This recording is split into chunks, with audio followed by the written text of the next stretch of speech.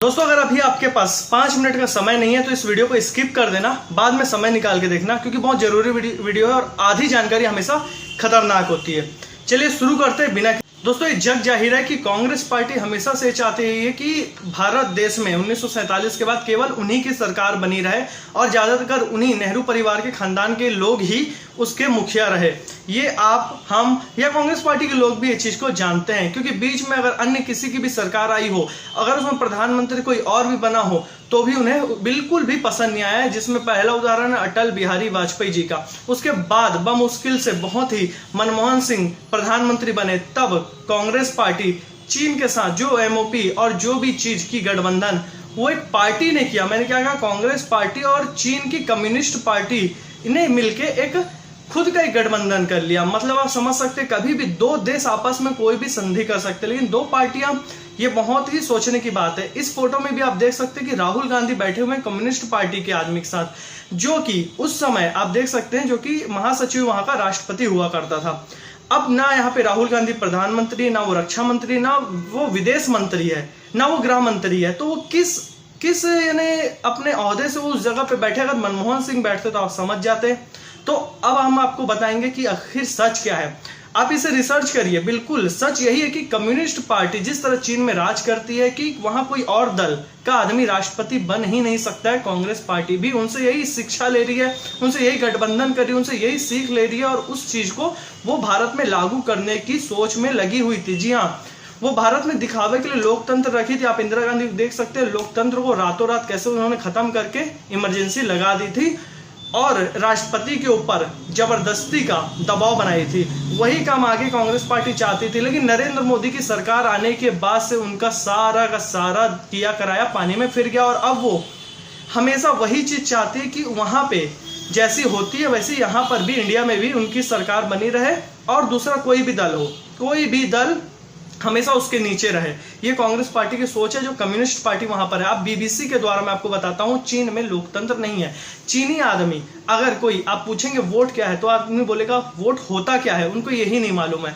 जिस तरह से जो चमचे चाटुकार गुलाम लोगों के अंदर जितना दिमाग होता है ना, चीन में उतना ही लोकतंत्र है, मतलब शून्य के बराबर। दोस्तों एक पार्टी है कम्युनिस्ट पार्टी ऑफ चाइना, वो पार्टी के कुछ सदस्य हैं विश्व में अलग अलग जगह, 2300 लगभग सदस्य, लेकिन 2200 के आसपास के कुछ सदस्य आयोजन में लेते हैं और वहां पे वोटिंग करेंगे और जो उस पार्टी का अध्यक्ष है वही वहां का राष्ट्रपति बनेगा। उसके बाद जो सचिव है वो महासचिव बन के राष्ट्रपति बनेगा। यही सिस्टम है।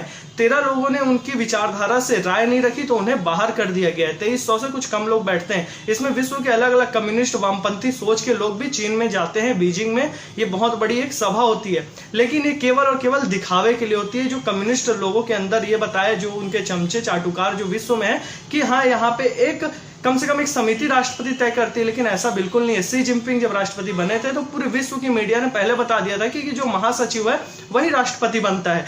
तो एक दिखावे के लिए एक बहुत बड़ा कार्यक्रम का ये आयोजन करते हैं और उसमें वोटिंग करवाते हैं, जिसमें सिंह को 2300 से विश्वास नहीं करोगे, 300 से 400 वोट ही प्राप्त हुए थे। इस तरह से ये लोकतंत्र की बात करेंगे। भारत में मीडिया का वहां पे कोई रोल का नहीं है। एक वीडियो मैंने पहले बनाया हुआ है कि मीडिया में अगर कोई भी उस व्यक्ति के जो राष्ट्रपति बना है, शी जिनपिंग या फिर कम्युनिस्ट पार्टी के खिलाफ एक शब्द भी कहे तो वो आदमी गायब हो जाता है। उसके साथ जो अभद्रता और जो चीज होती है वो बता भी नहीं सकता, क्योंकि वो दुनिया में आपको दिखाई नहीं देगा। जी हाँ, नॉर्थ कोरिया हो या चीन हो, वहां पे इसी तरह से काम चलते हैं।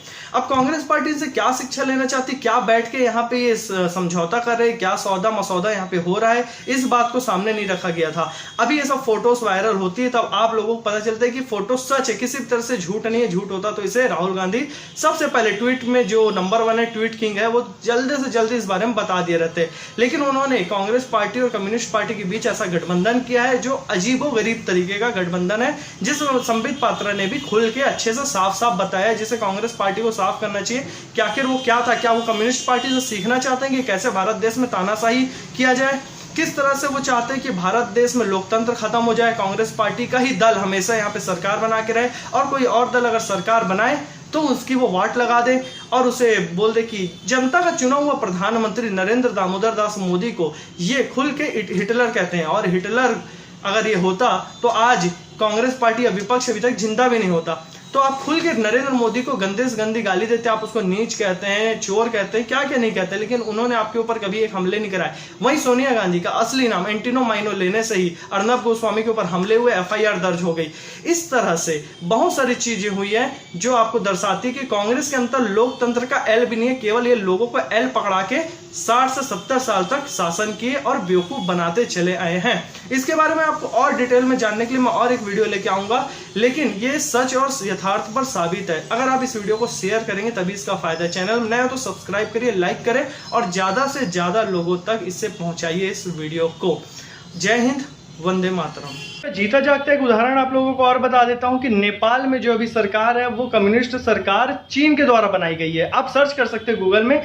जो नेपाल में 2 कम्युनिस्ट पार्टी थी उसे विलय करवाया और वहां पे जो राष्ट्रवादी सरकार थी जो भारत के पक्ष में बात करती थी, भारत और चीन नेपाल का जो संबंध अच्छा था, ये सरकार उस दल के कारण था। और अभी कम्युनिस्ट पार्टी जो है वो केवल एक रोबोट है, जैसे मनमोहन सोनिया के हुआ करते थे वैसे ही अभी जो नेपाल की कम्युनिस्ट पार्टी की सरकार है, जो वहां का प्रधानमंत्री जो आजकल जो नेपाल का प्रधानमंत्री राष्ट्रपति है वो चीन के शी जिनपिंग का कठपुतली है, जो वो कहेगा वो करेगा। बस यही तरीका है। कम्युनिस्ट लोग अपने विश्व में अलग अलग देशों में अपने जिस तरह से वो काम कर रहे हैं। सोवियत रूस बहुत बड़ा एक गणराज्य था जिसके 6 टुकड़े हुए हैं, उसमें बहुत बड़ा योगदान इन वामपंथी माओवादी नक्सलवादी गिरोह का था। वो अब भारत भी चाहते हैं कि भारत एक बहुत बड़ा देश है और एक बड़ा देश से वो हमेशा नफरत करते रहते हैं, इसलिए वो चाहते हैं कि भारत में भी वामपंथियों की सत्ता आ जाए और उसके लिए वो कांग्रेस का बहुत अच्छा उपयोग करते हो। कांग्रेस भी उनका उपयोग करना चाहती है क्योंकि कांग्रेस चाहती है कि वो हमेशा सत्ता में बने रहे। इसलिए कम्युनिस्ट पार्टी से कांग्रेस ने क्या सौदा मसौदा किया वो आपको जानना बहुत जरूरी है।